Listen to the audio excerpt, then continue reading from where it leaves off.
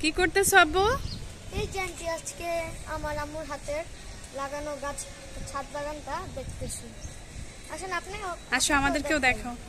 এই যেটা হচ্ছে বেলি ফুল, এরপর এই জায়গায় শিউলি ফুল, আর নিচে শিউলি কত শিউলি পড়ে আছে। হ্যাঁ হ্যাঁ আজকে অনেক কম।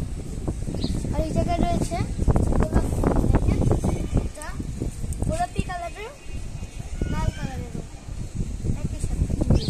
আবার এই জায়গায় রয়েছে হাসনা হেনা, সাথে পাথর কুচি। আবার এটা পাশে রয়েছে পেঁপে গাছ, আর এই জায়গায় টক পাতা রয়েছে। এই জায়গায় বোম্বাই মরিচ, তো দেখেন আন্টি কলিও ফুটেছে। আবার এই জায়গায় পাথর কুচি, আবার আর সাথে নয়নতারা। এই জায়গায় আবার নয়নতারা, আর এই জায়গায় দেখেন এটা হচ্ছে ধনিয়া পাতা গাছ।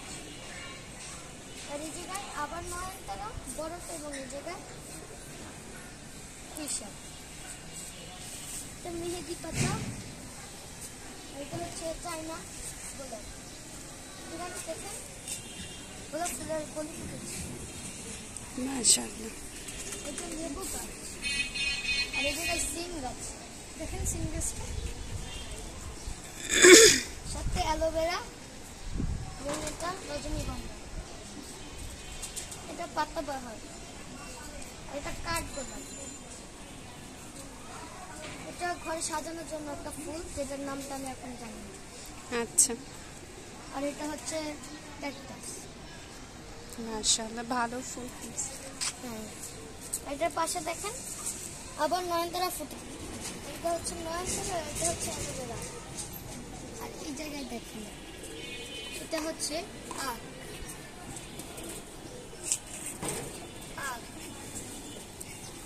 এটাও বেশ বড় হচ্ছে। আর এই ফুলটা দেখেন কত সুন্দর।